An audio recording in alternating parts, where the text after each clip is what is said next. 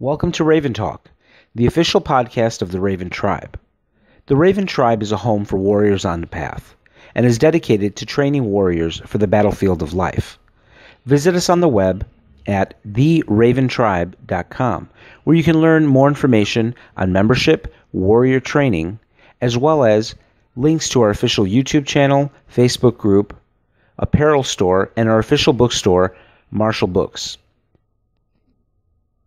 Welcome back, Tribe. Today we're here with special guest Michael Sullenger. We're going to be discussing how to train police officers, what you need to know to be an effective trainer for law enforcement and security personnel. Michael, how are you doing today? I'm doing good, Vernon. Great to have you on the show. And Michael, before we get started, can you please tell the audience at home a little bit about yourself, a little bit about your martial arts and police background? Well, I've been in the martial arts studying for 56 years, and I've included competition both here in the States and in Europe. I'm a retired Air Force major, stationed in Europe more than a little over 10 years.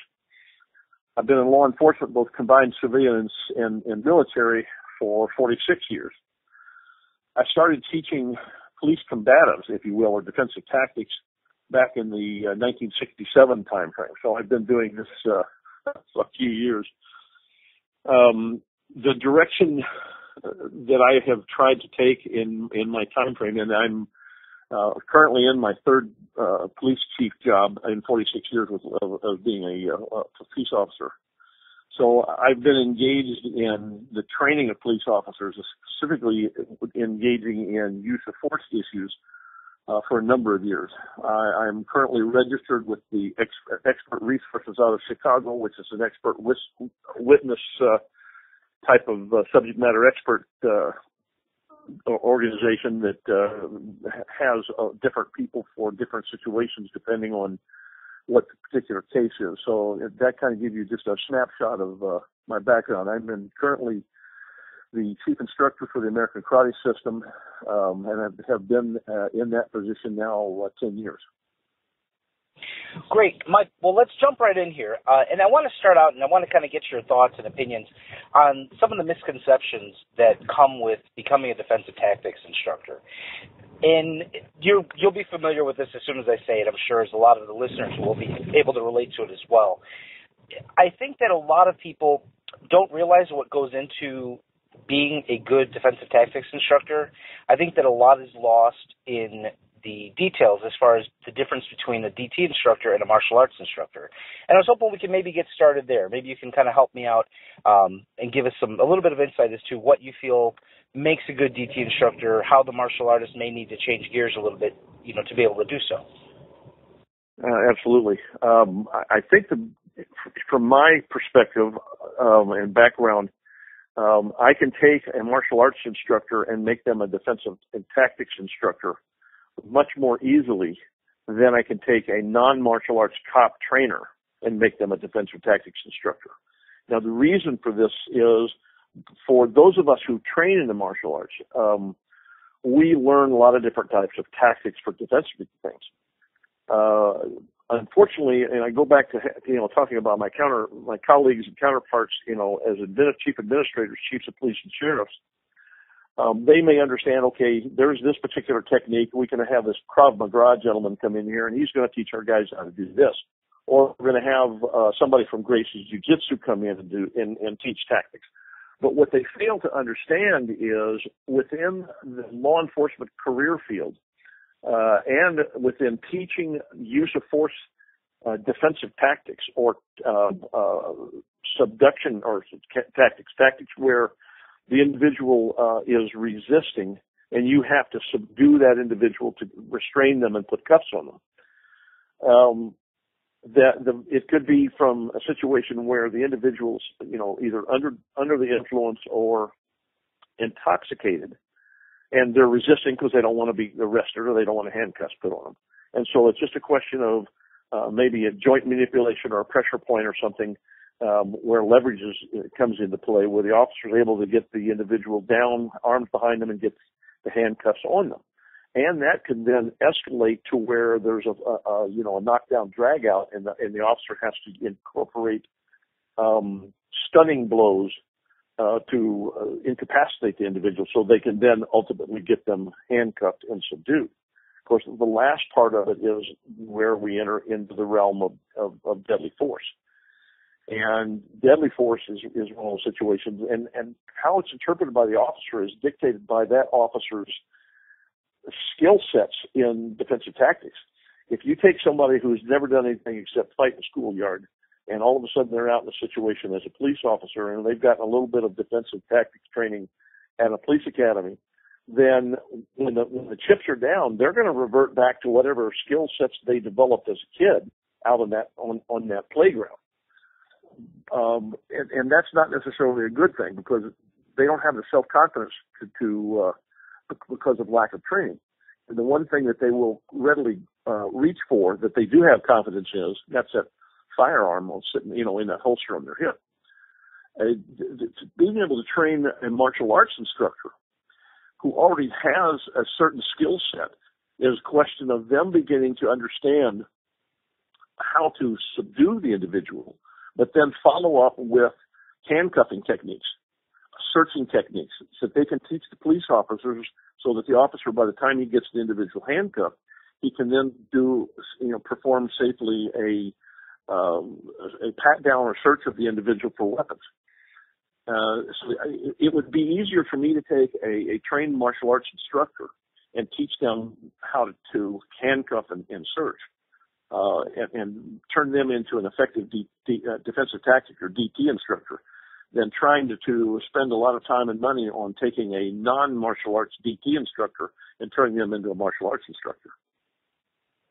Now, Mike, what you're saying is, I agree with it 100%, but it's somewhat contrary to kind of the popular belief out there.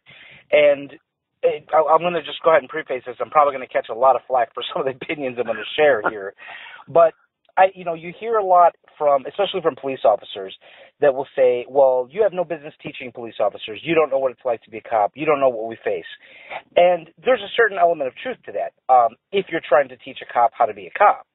If you're trying to teach a cop a very specific skill set, I firmly believe that a civilian can do that as long as they take the time and do the due diligence to understand, the limitations and the advantages that police officers have to work with. But I do, I recall being at a conference once, and one of my assistant trainers came with me, and he was saying, oh, so we're going to graduate this whole class of guys, in this program. I said, well, let's see if they pass the test. And he looked at me like I was crazy, and he said, what do you mean if they pass the test? These are all police trainers. They're all, really good. And then by the end of the class, he's like, man, these guys couldn't, walk and chew bubble gum at the same time. And that's not to disparage, the officers that were in that class. But it was clear that they had a training that was, a compilation of a week class here, another week here, and they didn't really have the depth that a martial arts instructor or a self-defense instructor that does this on a very continual basis has.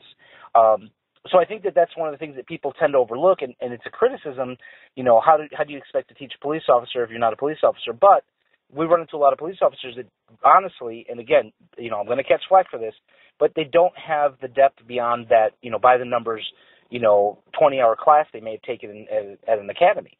I mean, what do you think about that? Well, the key problem with this is officers that make that assertion, I would think they're a little bit limited in their understanding of what the potential of a good martial arts instructor is. Let me give you an example. I have a friend of mine down here in South Texas who runs a commercial martial arts school. He's a Korean stylist, but he's also a Hapkido stylist, and he can run rings around me when teaching joint locks and other stuff like this. And for the past 10 years or so, he's been going with me to teach correctional officers for county jails and police officers. The first time we went together, and he assisted me in teaching a class. Afterwards, we went to lunch, and he's like, holy crap, Mike, I never realized the limitations you police officers have. And, this discussion that we had brought about the realization that if a martial arts instructor is teaching a civilian self-defense, that civilian defending themselves, that defense is predicated on an attack, a threat, where by contrast, a police officer to say self-defense, that may be a misnomer because the officer is one initiating the aggressive moves when he goes to place the individual under arrest. So there's a different mindset that comes into play. The officer must be readily prepared to react to any type of resistance that this individual may put up if they decide that, no, I'm not going to be arrested today, and no, you're not going to put handcuffs on me today. So it's easier to teach a martial arts instructor the limitations and proper escalation compendium, as we call it, in use of force than it is to try to take a cop who's been a defensive tactics trainer, who's gone to a PPCT class or some of the other ones that are out there, because they haven't gone through the hours and weeks and months and years of training that those of us who are accomplished martial artists have gone through. There's also another aspect of things, and I know that I have fellow martial arts instructors who do the same thing I do.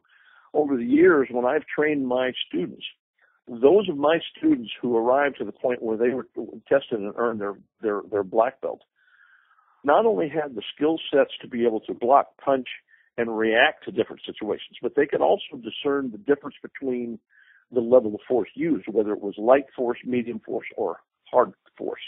Light force being, you got a friend of who's being obnoxious, being pushy, and he comes at you and he's being aggressive, and you don't really want to hurt him, but he comes in and just, takes a swing at you, and you just deflect it and pop him in the solar plexus with a palm heel.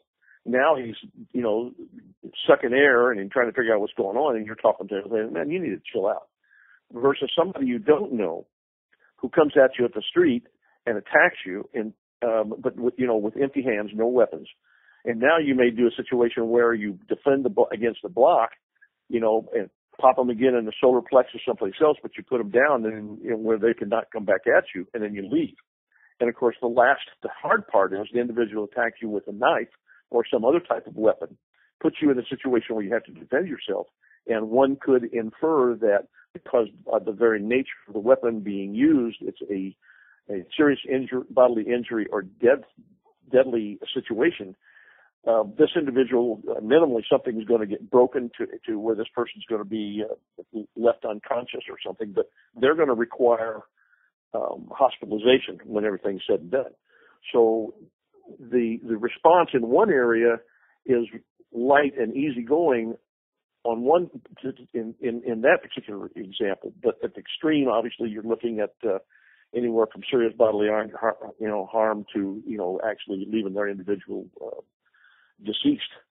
That is one of the aspects that police have to deal with. And what a lot of martial arts instructors also understand, at the end of the day, when that police officer goes in, he or she is going to have to sit down and write a detailed report about what happened, because their report is going to be analyzed by the lawyers, prosecutorial side as well as defense side, if the case or situation goes to court. Likewise, if there's any kind of civil situation, the information through discovery is going to be provided to the plaintiff, and they're going to be looking at, did this officer act correctly or incorrectly? So how they write that report is going to have to be absolutely crucial. They can't just say, well, the individual resisted, so I use force. They have to explain the nature of the resistance and why they use the specific force that they use. So it can become very complicated, and this is one of the aspects that a non-cop martial arts instructor really doesn't learn unless he or she engages in working with police officers, and through the process of teaching them, they also begin to assimilate the knowledge through conversations and discussions in like Q&A situations with the officer. Absolutely. And Mike, I will say, in my experience, I've worked with a lot of law enforcement trainers, and no disrespect to any of the trainers, but by and large, the trainers that excelled, that really stood out in my mind as good trainers, if you polled them, all of them had some type of intermediate to advanced martial arts training. It really seems like a needed element for making sure that instructor really gets the whole picture. But Yep. Mike, let's move on. So we talked a little bit about use of force. It's probably the first stop on the train here that civilians need to understand before even attempting to engage in the police community as a trainer. What are some of the other things before we get to the physical aspects of training? What are some of the other insights that they must, pick up on and really understand before taking that foray into training police officers? A lot of it has to do with, say, the community that they police. What are the dangers in that community? When teaching, learning how to teach police officers, they have to have an understanding of, what that officer might face so that they can teach that officer to be prepared for things. Whether the individual is, high on PCP, which basically results in no pain threshold, and so that individual wouldn't respond to some of the type of techniques that a person that's not on drugs would respond to. Same thing with somebody who's really drunk. They're going to be able to absorb a lot more punishment and bounce back. No pun intended on that, but be able to not be as affected. Where somebody who is less whose pain threshold is still in its normal states. So then where's the environment? If they're having to arrest an individual, is this individual in a bar where a bunch of his friends are around? So there's potential for more individuals entering the fray, as it were. Is it at a residence and there are other family members around? How does the officer handle situations like that? Making sure officers understand that when you go into a situation, if something doesn't feel right, just back off, wait for backup, wait for assistance. I tell officers all the time, I said, even with my skills in firearms and other in edge weapons and things like that in the martial arts, if I think something's not right, I'm not going to wade into anything, because when I look in the mirror in the morning, as I'm combing my hair, I'm reminded that there's no S on my chest, so I'm not going to try to act like I have one. And the officer who approaches things from a precautionary standpoint and, not an ego standpoint, like, well, I'm the baddest bull in the woods type of thing, is going to be a lot better off and stay safe longer. But the one that goes out there and is looking for that challenge is going to find it. And at some point in time, the individual that decides to take this guy's number is going to clean his clock. So it's better to err on the side of caution, and when possible, work with your fellow officers. I think an example of that I use sometimes when I'm talking to police officers, especially if I'm talking to police administrators and things, because we all have to write policies on how we want our people to function. And policy basically provides guidelines for our officers and what we expect of them in the field with the given tools we give them. We teach what's called verbal judo, which is something that was developed by a gentleman named George Thompson, who was a martial artist as well as a PhD in English. So he took this euphemistic phrase and applies it to how officers react to stay professional when encountering folks in the field. So that, let's say an officer makes a traffic stop. The individual is irate. So when the officer goes up there, if he's applying the appropriate 7-step approach to verbal judo, he goes up and say, good morning, sir. I'm Officer Sullenger, Wilson County Sheriff's Department. The reason I stopped you were doing 35 miles an hour in a 20-mile-an-hour school zone. And there seemed to be a problem why you're in such a hurry. So I've greeted the individual. I've identified myself. I've explained the reason that I've stopped them, and I've asked them, is there a problem?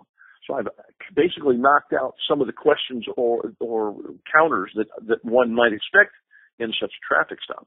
Now, while I'm waiting for a response, I'm looking around the car for what we call plain view, any incriminating evidence or contraband or stuff that might just be laying out in plain view that could then be seized because there's no violation of Fourth Amendment issues. Once the individual, sir, I'm late for a meeting, and I really I need to get going. And I'm sorry. Then you reply back to him, well, sir, I understand. I see you're your driver's license, and if you have proof of insurance. Now, if the guy provides that information, the officer makes a decision whether they're going to give him a verbal warning, a written warning, or a citation. But let's take it to the other direction. What if the individual says, you know what, sir, I'm not giving you squat. The officer then says, sir, by law, you are required to provide your identification upon request by a law enforcement officer. I've already explained to you why I've stopped you. Now, I'm asking you for the second time, sir, would you please provide me with your driver's license proof of insurance? Now, be mindful that during this whole onset, this guy's being irate. He's cussing at the officer. He's calling into question the officer's ancestry, if you understand what I'm talking about. So the officer has to remain professional at all times while he's dealing with this and not let his emotions come into play. And I'll deal with that a little bit more in a second. So the officer is asking him a second time. The individual comes back and in so many words tells the officer to go pack sand. The officer responds with a third request. Look, sir, you've got two options here. You can provide your information, and more likely you'll be on your way. Or the other option is you do not provide your information. I place you under arrest. You're not going to go to your meeting. You're not going to have lunch with at the office or with your family. You're not going to go home and have dinner with your family and sleep in your bed tonight. You're going to sleep in a cell with a bunch of criminals. In the morning, you're going to go see a judge. Now, I think option A is a much better way to go. It's your cooperation here. Man, please see your driver's license proof of insurance. So this is 3 times the officer has asked this guy for this information. So the 4th time the guy says, I already told you, you go F yourself and I'm not doing this and so forth and so on. This is the last thing the officer says. Now, if Ferdinand Vargas standing on the other side of the car as my partner, he hears me say this, he starts moving around to my side because he knows once I get done with this and this guy's response, I'm done talking. And what I tell the individual is, sir, is there anything I can do to gain your cooperation in this situation today? Now, if this guy tells me to go pack sand again, we're done talking. Sir, you step out of the car, you're under arrest. And I'm going to help him step out of that car, which in whatever manner I need to do it, but I'm going to do it professionally. Now, the issue of the verbal judo is teaching an officer how to address situations professionally. So in the training, one of the things to talk about, you could have, you and I could be patrolling on the road. You're the lead patrol, I'm sitting in shotgun.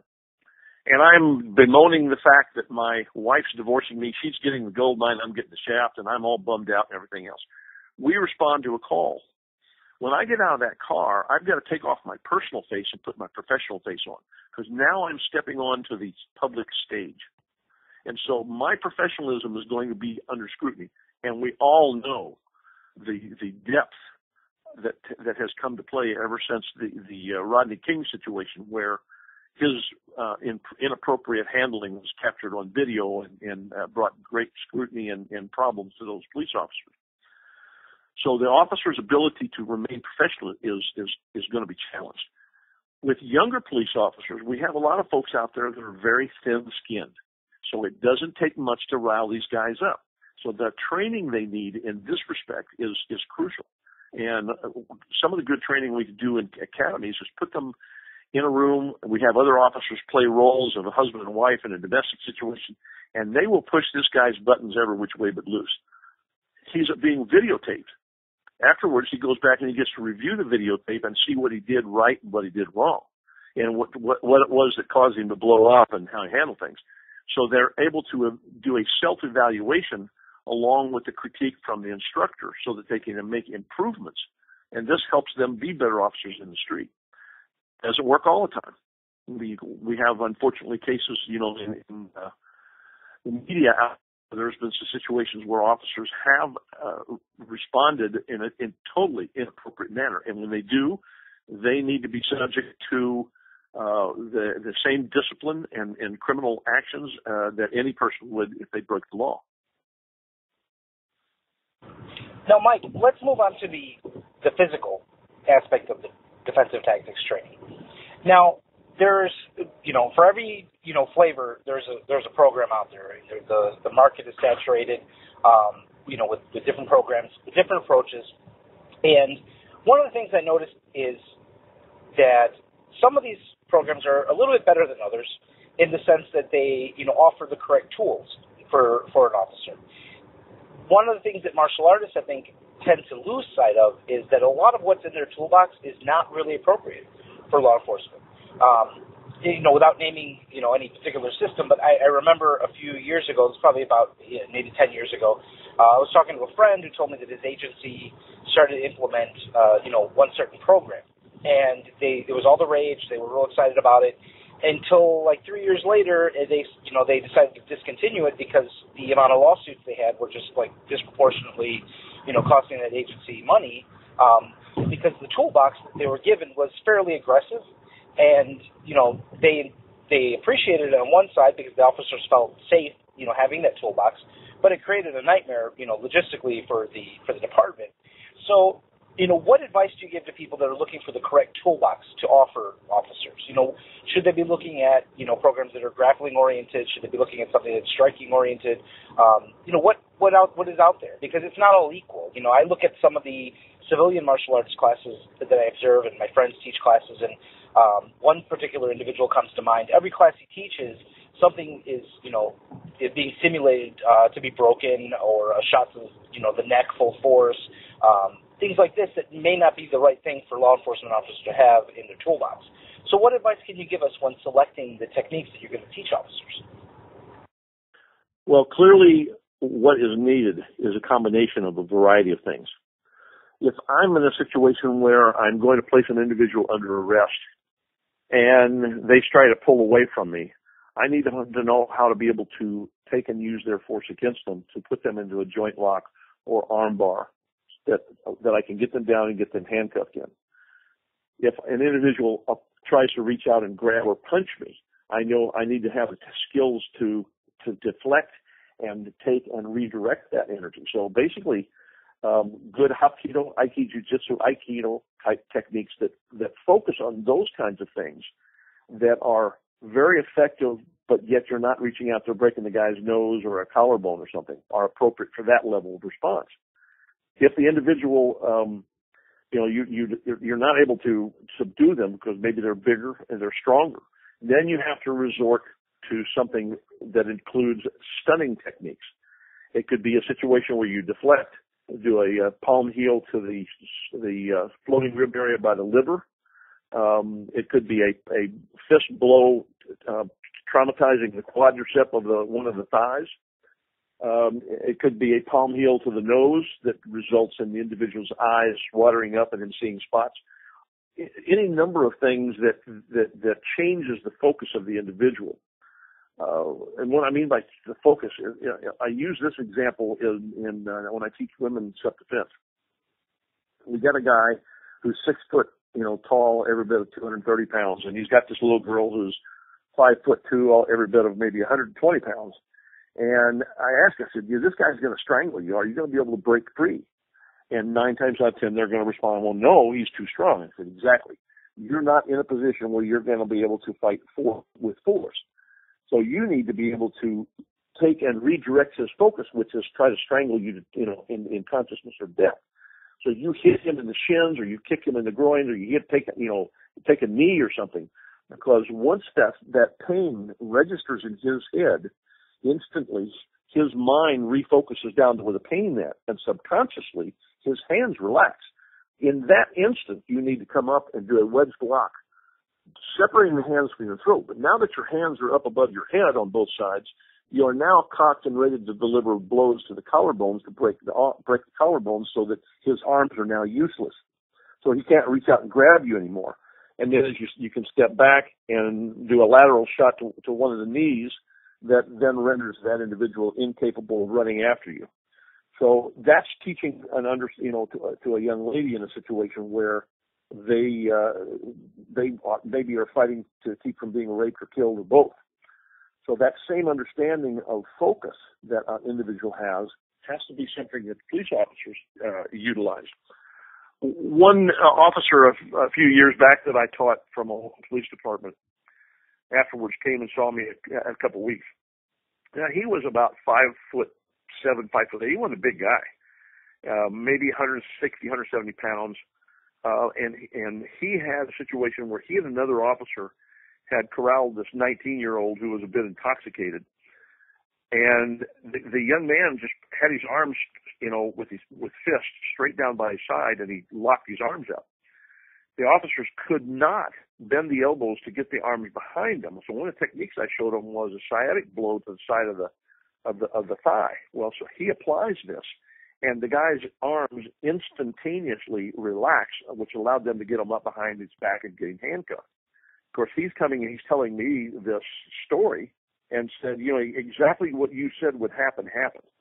So I know that these are techniques that are effective, but when you go back to looking at what skill sets does an officer need, it has to be everything from soft responses that you can learn through Hapkido, Aikido, Jiu-Jitsu, up to hard, karate type things, or even Krav Maga type things that the Israeli military developed for use on the battlefield.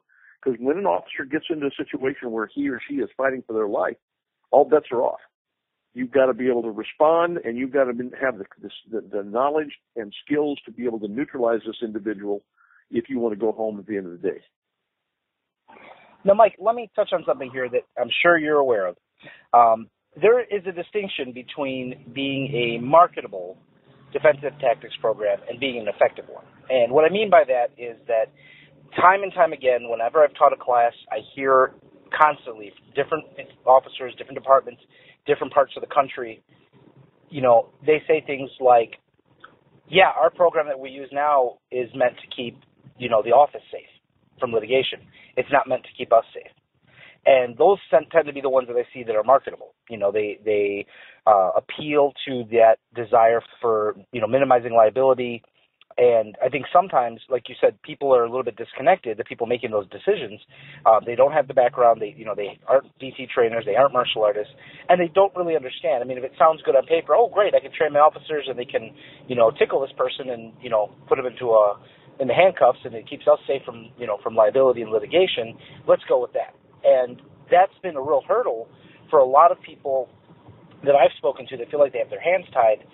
They want to train their officers on good material, and they kind of get stuck with these kind of junk programs that were sold on the premise of keeping the office safe. What do you think about that? Where does the individual trainer have to make adjustments? Where do they have to stand their ground as far as what they're going to teach to officers?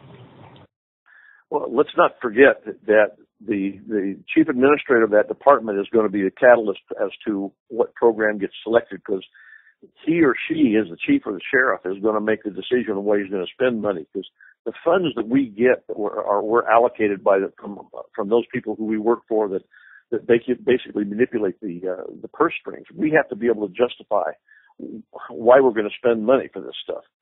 But it goes back to an important factor. The officers, the police chief has to be able to provide the policies for those officers in whatever they're going to use, whether, it's from everything, as I talked about, from verbal judo to maybe chemical weapons to tasers to impact weapons, hand combat type of skills. So the policies that chief or that sheriff writes have to then be reinforced by solid training. And law enforcement, in legal situations, when lawsuits have been brought because an officer has responded in an overly aggressive manner, where the individual civilian was, in one case, left a little bit hospitalized for a while. In another case that I had worked was the individual was dead. Because the officer hadn't received the required training and understanding. And so in the legal parlance, this is a deliberate indifference to train and to provide not only the policy and the guidelines for the officers, but the proper training for the officers so that they begin to develop self-confidence in their skills. With that increased self-confidence also will come their competence as a police officer. Unfortunately, many police chiefs and sheriffs don't understand this because they are not martial artists. They're administrators. They're people who have worked their way up through the ranks, gotten an education, and eventually become an assistant chief and a chief. But along the way, they themselves never underwent training, and they'll use the old war stories. Well, this guy did this and I put him on his butt and so forth. Again, that analogy I gave you between the cowboy and the ninja attitude, in the way we tend to do things here in the United States as opposed to our Oriental counterparts in the way they train as police officers. So for a department to find a good instructor and a good program, that instructor has to have a curriculum that incorporates not only an understanding for the officers of what their limitations are and what their, in regards to the application of use of force in a given situation, but they should incorporate whatever the policies of the department are. Now, if in reviewing the policies, let's say that this martial arts instructor is astute enough in also understanding the law enforcement side of things to be able to identify weaknesses in the policy, then they can work with the chief and help make corrections. An example of that, let me go back to Rodney King. The policy for the use of the PR-24, those of us in the martial arts know those as a tonfa, stated that the officer was allowed to use the PR-24 as long as the subject was non-compliant. Non-compliant. Nothing was in there in regards to the individual being a threat. So if you remember back to the Rodney King situation, there's 4 or 5 cops standing around him beating on a boy like a redheaded stepchild, and he's laying prostrate on the ground. He is not a threat. They should have put those PR-24s in their belts and put hands on the guy, got him cuffed, and walked him out of there. So the actions of the officers was because one of a mindset that was inappropriate, but also a policy that aided and abetted the inappropriate mindset.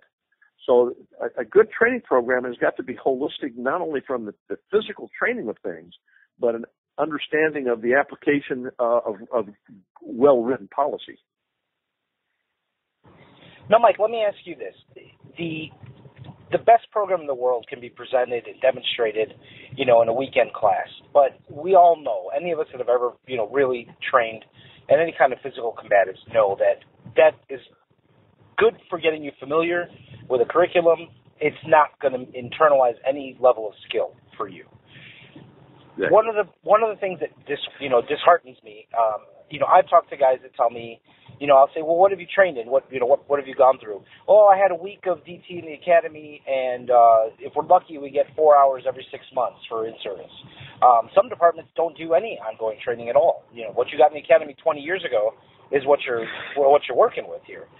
Yep. So, and I want to tie this in, and I think it's timely and it's worth a look here, is that we see a lot of negative things happening in the media now. And, I'm not judging, blanketly, any officer.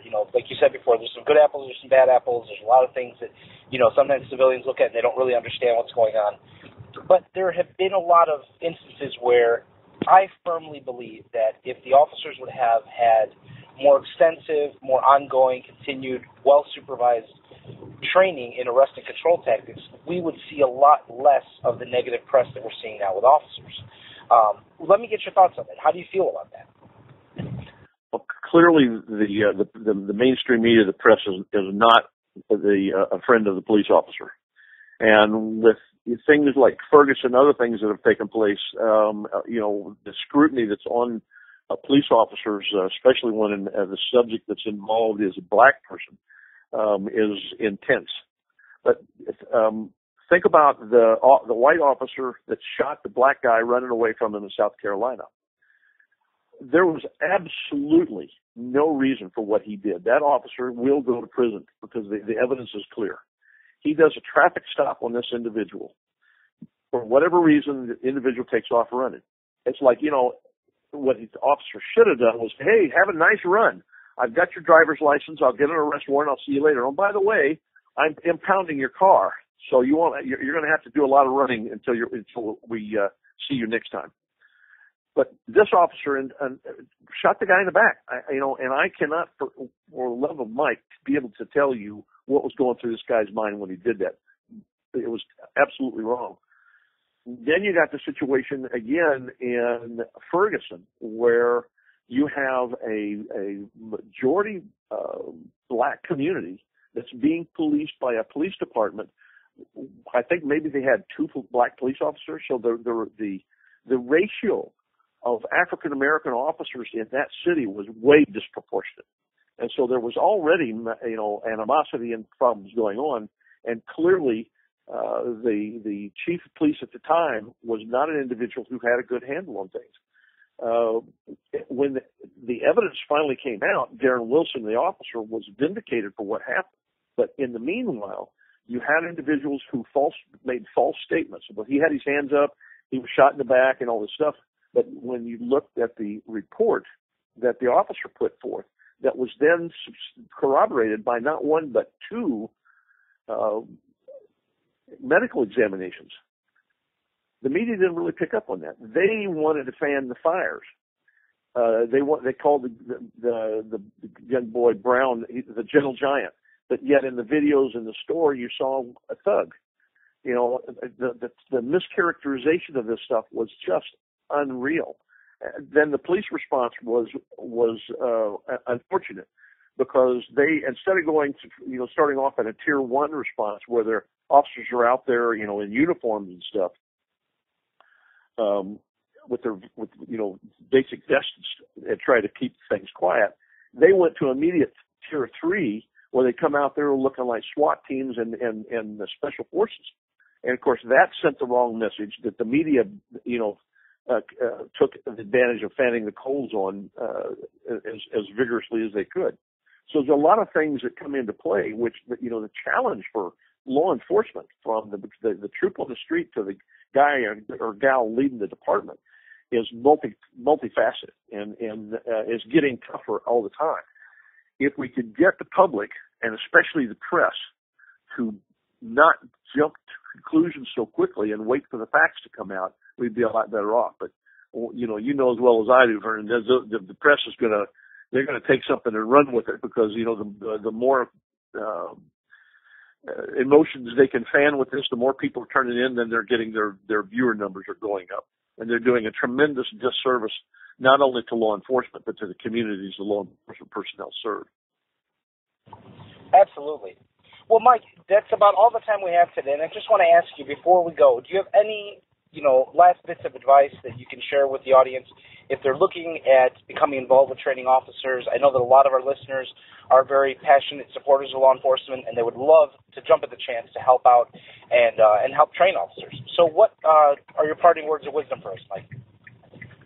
Well, understanding, what a police officer's responsibilities are, understanding the limitations that they have on use of force, realizing that that officer is going to have to sit down and write up a detailed report when everything's said and done, that's going to be scrutinized by his supervisors, by the lawyers, both on the prosecution and defense side if this goes to court. If some ambulance chasing lawyer tries to challenge this and get a hold of the plaintiff, the subject of the situation, and to develop some kind of lawsuit, that has to be looked at. And so the more professionalism the officer is able to display and utilize in the process of doing his or her job, the better. For a martial arts instructor who has never been a cop before, they're going to have to learn the ins and outs of what police officers do. If there's a possibility that they could get involved in a ride-along program in their community, that would give them, boots on the ground observational experience to see what police officers do. And of course, I'm not talking about just doing it one time.